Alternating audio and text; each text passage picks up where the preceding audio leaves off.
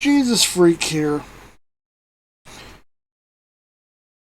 A good thing about King James Version Bibles that have the original translator's notes, and better ones like the Westminster that also have the original chapter headings, is that they can be, if you can show that these are the original notes, they actually counter some of the arguments that King James only assumes. Now, some of the KJV only types are going to say, hey, oh, the devil made the printers put the notes in there against the translator's will. Like, where the heck are you getting that idea? But some of these notes prove to be rather inconvenient. And I'm going to mention a few examples here. One of them is in Psalm 12.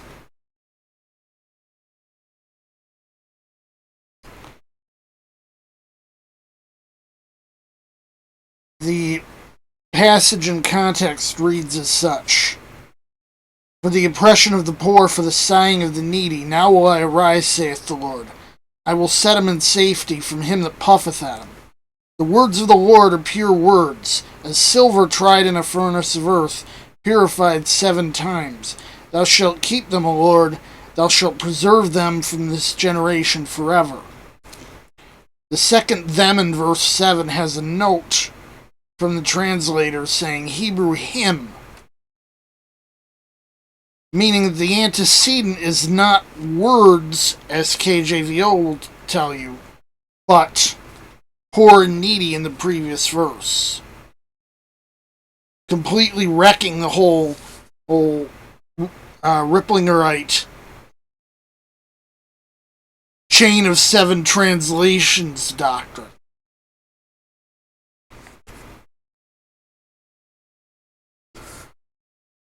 There are several notes in the New Testament.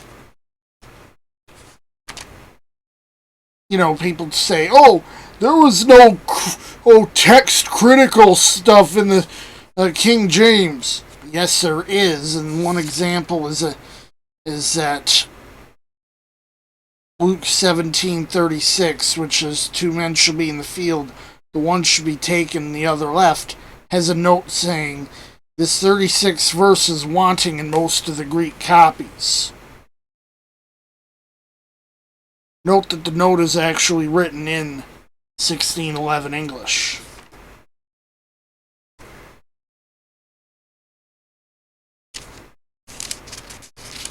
There's also a note in Acts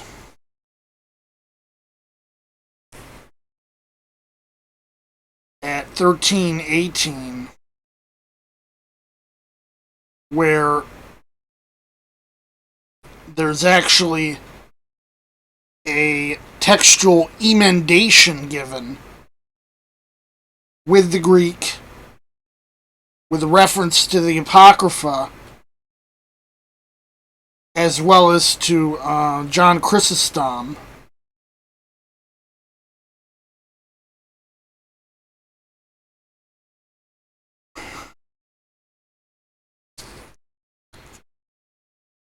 With a significantly different interpretation, and there's another reference that actually has the Greek in it at 1334.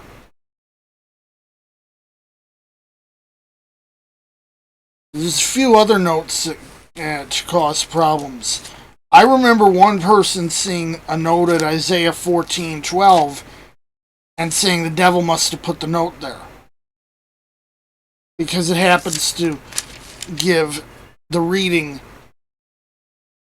They have fits over in the modern translations, and yet that note that gives O Daystar as an alternative to O Lucifer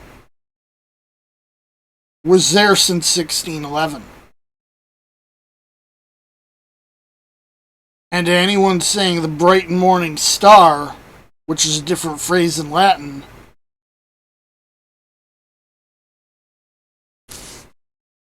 I may point out that there is another place where Lucifer actually, in Latin, is used of Jesus, and not in a negative sense.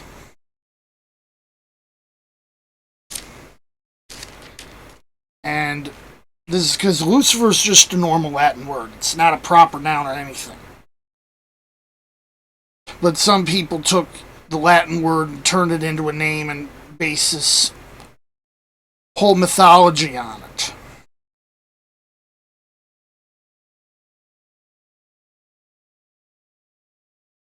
But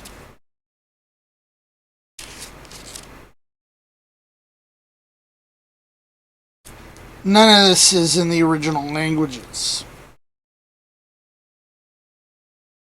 I mean, why would a proper name in Latin show up in Hebrew centuries before Latin even existed?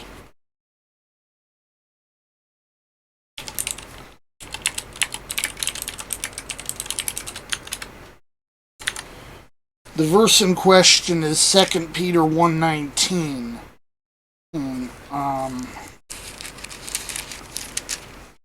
Which it reads, we have also a more sure word of prophecy, whereunto you do well that you take heed, as unto a light that shineth in a dark place until the day dawn and the day star arise in your heart. This is actually the same word in Latin as the day star in Isaiah 14:12. Of course, that's not relevant since Latin isn't Hebrew or Greek.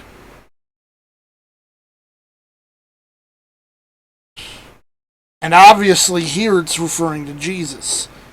But if you read in the context, and I've noticed a few people have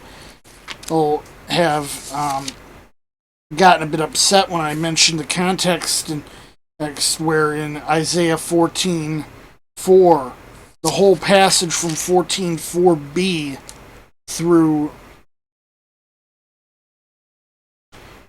27 is referring to the Neo-Babylonian Empire.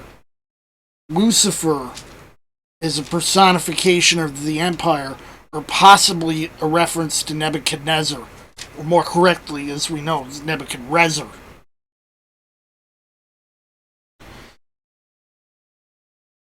Reading the verse in context, understanding it to refer to Babylon, the verse that says, I will ascend above the heights of the cloud, I will be like the Most High, is actually, I believe, a reference to the Tower of Babel.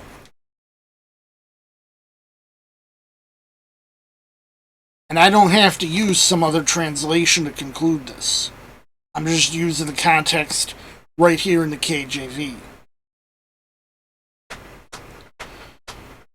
So, between context and what the translators themselves wrote, you got some inconvenient stuff for KJVO people.